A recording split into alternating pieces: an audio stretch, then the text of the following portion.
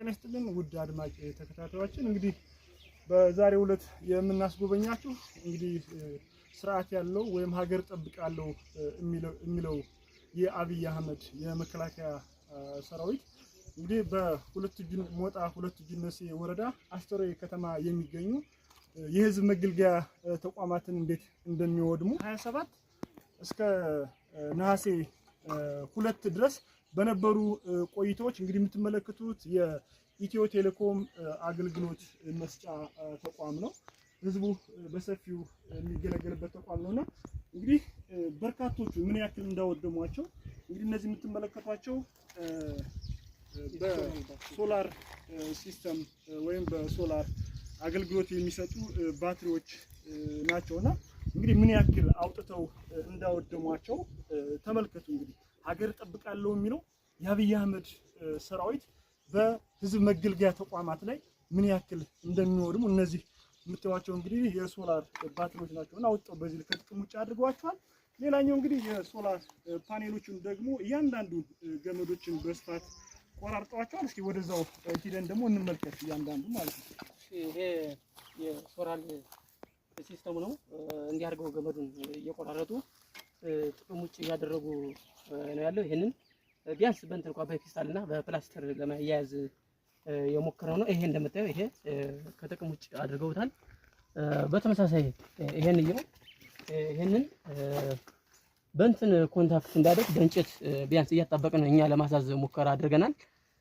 ይሄንን ነው በተመሳሳይ ይሄ እንዲሁ ነው። ይሰራል፣ አገልግሎት አይሰጥም፣ ተቆርጧል። በተመሳሳይ ይሄ ገመድ ያየው ነው። ይሄ ቦክስ ነው። ከዚህ ነው የተገነጠለው። ምንም ጥቅም አገልግሎት አይሰጥም። ይሄ ተቆርጦ ተገንጥሎ ወጥቷል። ይሄም በተመሳሳይ ይሄ መጥቶ እዚህ ጋር የሚደረግና የሚያያዝ ነበረ። ይሄም ከጥቅም ውጭ ሆኗል ማለት ነው። ሌላውም በተመሳሳይ ይሄን ይመስላል ሀብትሽ።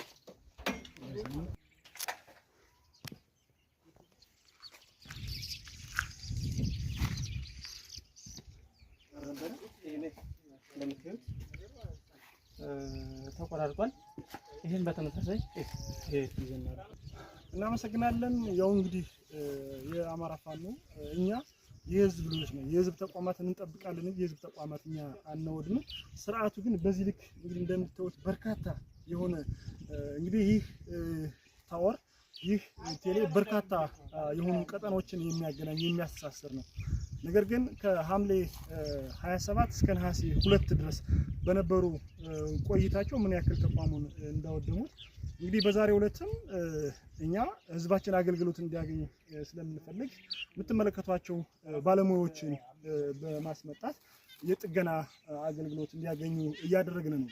እኛ ዘራፊዎች አይደለም። የአማራ ፋኖ የህዝብ ልጅ ነው፣ የህዝብ ጠባቂ ነው። የህዝብ ተቋማትን መገልገያዎችን እንጠብቃለን እንጂ አንወድምና እንግዲህ ሁሉም አገልግሎት እንዲያገኙ በማለት እንግዲህ ከሚመለከታቸው ባለሙያዎች ጋር ግንኙነት በማድረግ እንግዲህ በዛሬው ዕለት ጥገና እየተደረገለት ይገኛልና እንደው እስኪ እንግዲህ በጊዜው አብረ ያለው የ201ኛ ኮር 54ኛ ክፍለ ጦር የሁለት ጅነሴ የጸጥታ ዘርፍ ጉዳይ ኃላፊው አብሮኛል። እስኪ ራሱን ያስተዋውቅና እንደው ከመቼ እስከ መቼ ነው ይሄ ነገር የተፈጠረው የሚለውን ነገር አጭር ማብራሪያ እንድትሰጠን። እሺ፣ አመሰግናለሁ። ይሄ የተፈጠረው ከመቼ እስከ መቼ መሰለህ? በ26 ለ27 ማታ ነው ገብተው ያደሩት።